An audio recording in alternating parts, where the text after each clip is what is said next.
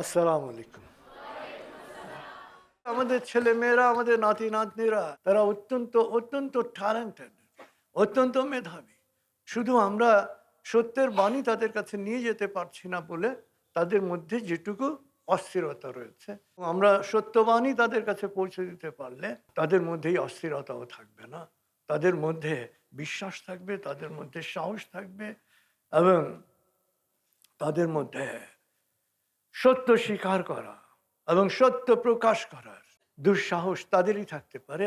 আমরা যাদের প্রবীণ তাদের আসলে বয়সের সাথে সাথে অধিকাংশেরই সাহস কমে যায়। বয়সের সাথে সাথে মৃত্যু চিন্তা ঢোকে। শুধু এটুকু চিন্তা হয় না যে একজন যদি ৬০ বছর, ৬৫ বছর, ৭০ বছর বয়সেও মৃত্যু ভয়ে ভীত হয়, আরে তাহলে তার মতন মানে কাপুরুষ তো আর নাই। সে এতদিন বেঁচে আছে এটাই তো গ্রেস আর কি। অতএব মৃত্যুকে ভয় পাওয়ার আর কি আছে?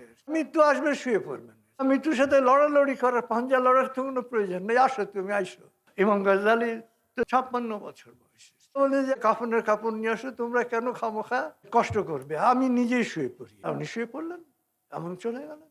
এই যে তৃপ্তির মৃত্যু, ওমা খায়াম এমন তো অ্যাস্ট্রোনমিতে খুব দক্ষ ছিলেন, ক্যালকুলেশন করে হয়তো বুঝেছিলেন। যারা স্পিরিচুয়ালি ডেভেলপড হন তারা অধিকাংশ সময় ফিল করতে পারেন।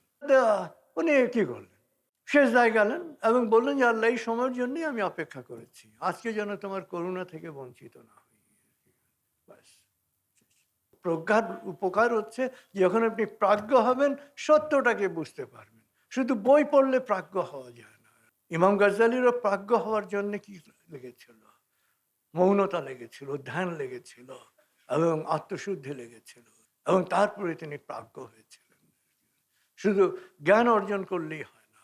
বায়েজিদ যেরকম বলেছিলেন যে ৩০০ বছর নামাজ রোজা করলেও যদি তোমার স্বার্থপরতা থাকে, স্বার্থ চিন্তাটাকে বিসর্জন দিতে না পারো, এই স্বার্থ চিন্তা হচ্ছে তোমার এবং স্রষ্টার মধ্যে সবচেয়ে বড় দেয়াল।